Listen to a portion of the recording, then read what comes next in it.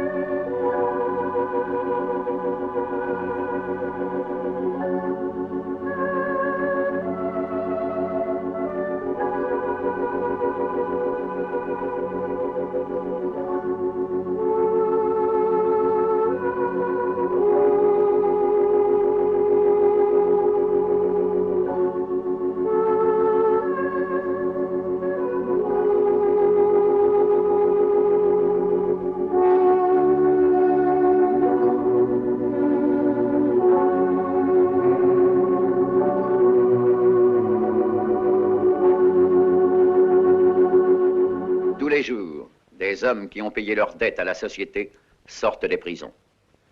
Ils ont été pendant quelque temps les protagonistes d'événements que le public a suivis avec une curiosité morbide. Certains d'entre eux ont même joui d'une triste célébrité. Maintenant, ils n'intéressent plus personne. Ils sont seuls pour résoudre l'effrayant problème du retour à la vie. Un nouveau drame commence, ignoré et silencieux. Si vous voulez le connaître, si vous voulez savoir ce que cela signifie d'être un de ceux que les gens nomment des repris de justice, suivez cet homme. C'est un commissaire de la sûreté qui va s'occuper de 3 affaires distinctes. Bonjour. Bonjour, monsieur le commissaire. Monsieur le commissaire, Bonjour. on a téléphoné de la centrale pour vous annoncer qu'il faut préparer le passeport de ce Loupandi.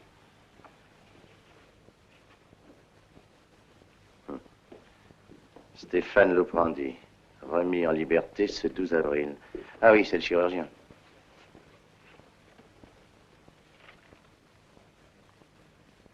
Il sort aujourd'hui? Oui, il sort en même temps que Frédéric. Ah oui, notre client habituel. Mes respects, brigadier. Sacré Frédéric, tu pars déjà? Bonne conduite. Voyez-vous, ma femme m'a promis un garçon, alors je vais être là. J'espère qu'un fils te mettra un peu de plomb dans le ciboulot. Hein? C'est ce qu'elle dit. Ma femme, mais ça m'étonnerait. Tu as raison. Un de ces jours, brigadier. Bon, salut. Dites, ça vous ennuie qu'on sorte ensemble? Non, au contraire. Ah, si j'y retourne, docteur, je me sentirais bien seul sans vous. Mais t'es habitué à votre compagnie. Tu n'as qu'à pas y remettre les pieds. Docteur, chacun sa vocation, hein? On respire mieux une fois dehors. Et pourtant, il semble que je manque d'air.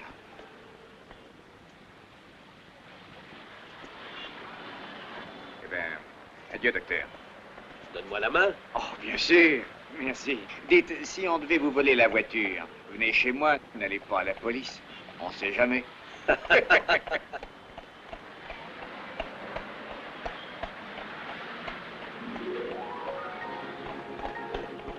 Ah.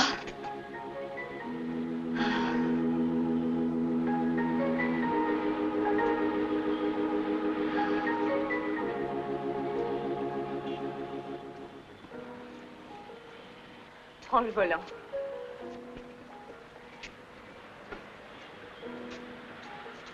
J'ai tellement attendu ce moment.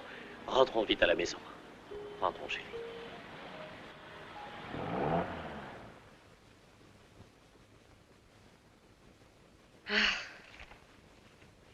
Il aurait fallu brûler tout ça. Chérie, tu veux dire bonjour à mon père? Eh oui, s'il ne s'agit que de lui dire bonjour. Allô? Merci. Oui, j'y ai pensé, mais la réponse n'a pas changé. Oui, oui, je connais vos arguments. C'est peut-être juste, je ne dis pas. Non, je vous ai dit que je refusais. C'est inutile, je le répète encore. Pourquoi? C'est bien ce que je pensais. Tu étais au courant. Ton père, lui, ne peut pas comprendre. Son seul souci est que je retravaille et me refasse une situation.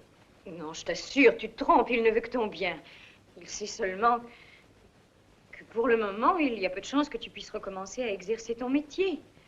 D'un autre côté, il comprend que c'est humiliant pour un homme de rester sans rien faire. Il veut t'aider, voilà tout. Mais je ne veux pas diriger son usine de produits pharmaceutiques. Il m'est impossible de faire autre chose que de la médecine. Entendu, chérie. Alors n'en parlons plus.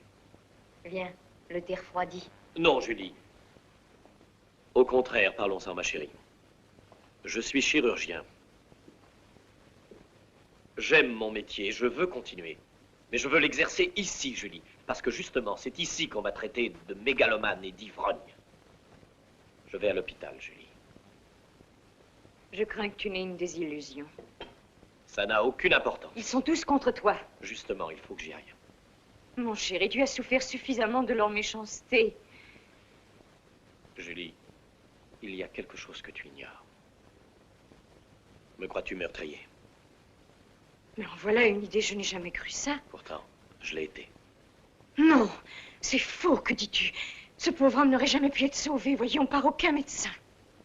Et tu es le seul à avoir pris la responsabilité d'opérer malgré ça. Justement. Justement, durant l'opération, j'ai compris bien des choses. J'ai cru que j'avais tout prévu, tout bien calculé. Et mon assurance m'a aveuglé, je m'en suis rendu compte en pleine opération. Une faute professionnelle à mes yeux.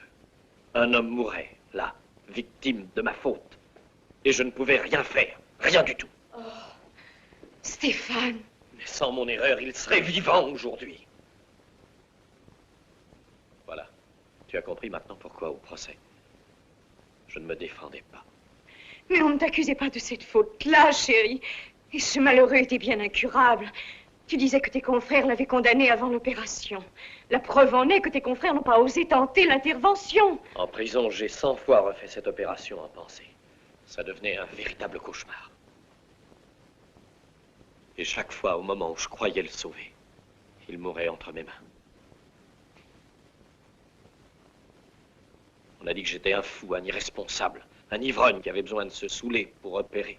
Un monstrueux mégalomane dévoré par l'ambition. Et pourtant, Julie, crois-moi, je n'étais pas ivre, je n'étais pas fou, je ne pensais qu'à le sauver.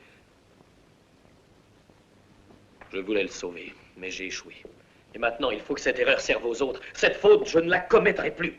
Je sauverai des centaines d'autres malheureux. Il n'est pas possible que cette affreuse chose n'ait servi à rien.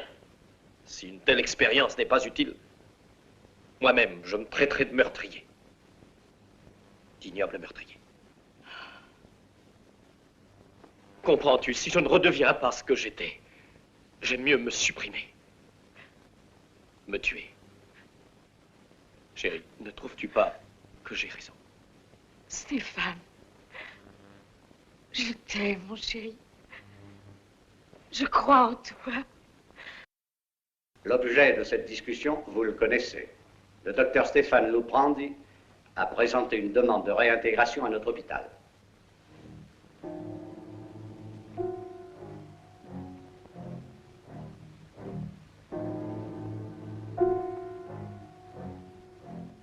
Oh, ne fais donc pas cette tête.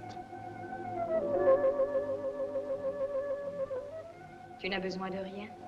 Non. Marigny et Mazanti voteront pour toi, chérie. Rien n'est certain. Je me fais l'effet d'un mendiant.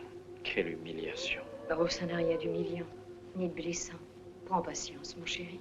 Tu verras, tout s'arrangera mieux que tu ne le crois. Heureusement que tu es là, Julie.